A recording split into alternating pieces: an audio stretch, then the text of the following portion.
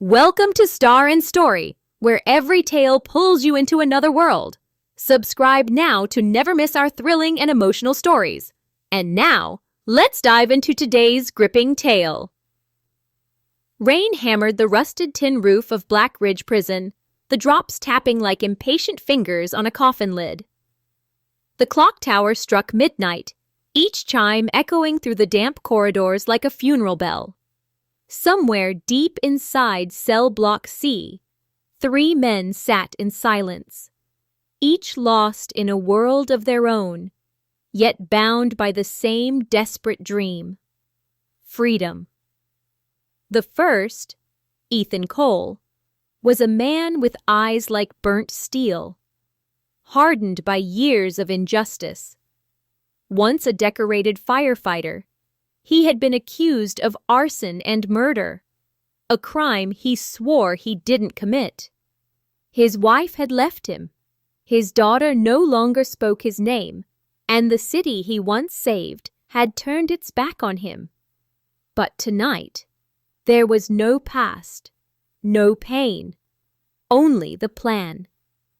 Beside him sat Marcus Kane, broad-shouldered, tattoos crawling up his arms like serpents. Marcus wasn't innocent. He had blood on his hands from his years in the underworld.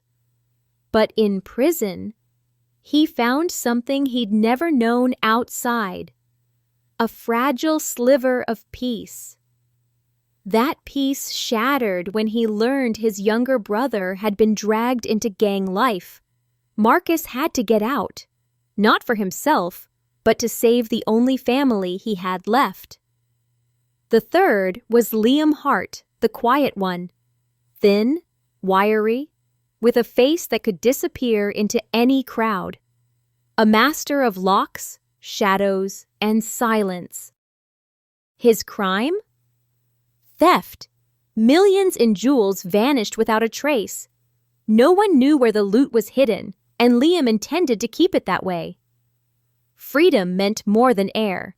It meant getting back to the stash before anyone else did. That night, the air in Blackridge was different. Even the guards seemed restless. Somewhere in the distance, a storm was brewing, the kind that swallowed moonlight and turned roads into rivers. For Ethan, Marcus, and Liam, it was a gift from heaven. They had spent months preparing, counting guard rotations, mapping the shadows, memorizing the creaks of the floorboards. A stolen spoon had become a chisel. Bed sheets, torn into strips, had become rope. A loose vent cover in the laundry room had become a gateway to possibility. Tonight, we don't get a second chance, Ethan whispered, his voice low but sharp as glass. Marcus nodded, eyes glinting. We're ghosts before sunrise. Liam just smirked, the kind of smirk that said he'd been ready for this his whole life. The storm broke just as they moved. Lightning split the sky, casting skeletal shadows on the prison walls. Thunder rolled, masking the sounds of footsteps and rattling chains. In the laundry room, Marcus shoved the heavy dryer aside, revealing the loose vent cover. Ethan pried it open with their makeshift chisel, while Liam kept an ear on the hallway. One guard passed, his boots splashing through a puddle. Another guard yawned as he checked his watch. Timing was everything. Within seconds, they were crawling through the vent, the air thick with dust and rust. Liam led the way, his thin frame slipping through tight bends with ease. Ethan followed, then Marcus, his broad shoulders scraping the walls. Every clang of metal felt like a gunshot in the silence. They emerged into the maintenance tunnel beneath the east wing, a place only a handful of staff knew existed.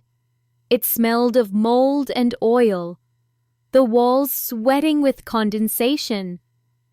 In the distance, the hum of a generator masked their whispers.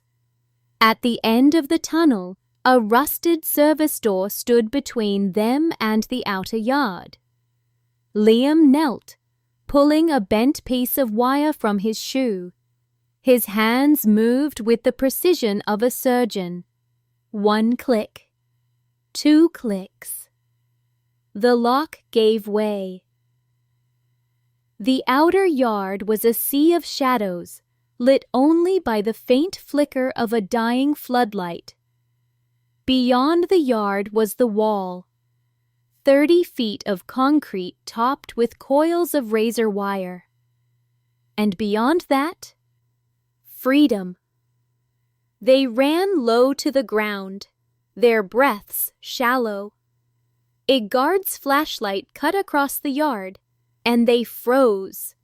He passed within 10 feet, never noticing the 3 shapes pressed against the wall. Marcus pulled the rope of knotted bedsheets from his jumpsuit. Ethan hooked it to a drainage pipe and began to climb, his muscles straining. Lightning flashed again, and for a split second, the whole yard lit up. The guard turned. "Hey!" Shouts erupted. Alarms wailed. But Ethan was already at the top, hauling Liam up behind him. Marcus climbed last, his boots slipping against the wet concrete. Then came the wire. Razor-sharp coils that could slice skin like paper. They had wrapped their hands in torn blankets, but still the metal bit deep. Blood mixed with rain as they scrambled over. A bullet cracked the air. Then another. The guards were firing now, their voices lost in the storm. Marcus hit the ground on the other side, rolling into the mud. Ethan and Liam followed. They didn't look back. Beyond the wall was the forest, thick, dark, and endless. It swallowed them whole. The prison lights faded behind them, replaced by the whisper of leaves and the pounding of their own hearts. For hours they ran, through mud, over roots, across streams that had turned into rivers from the storm. Somewhere in the distance, sirens wailed. Searchlights swept the tree line. Dogs barked. But the forest was their shield. By dawn, they reached the old railway line, abandoned for decades. Here, they split. Ethan headed north, hoping to find his daughter. Marcus turned east, toward the city where his brother was trapped. Liam vanished south, chasing the hidden fortune. But freedom was not equal for all. A week later, Marcus was cornered in an alley, his brother standing behind the police, eyes wide with betrayal. He didn't fight. He just raised his hands and let them take him.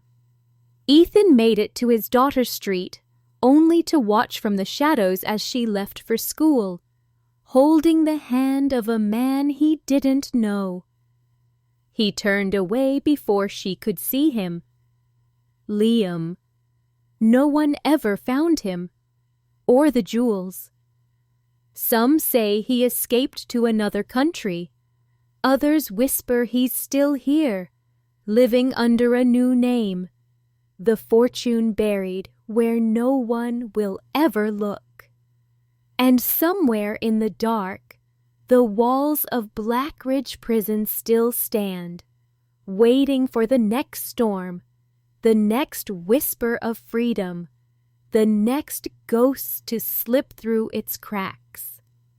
If you liked this story, remember, subscribe to Star and Story for more thrilling tales that will keep you on the edge of your seat.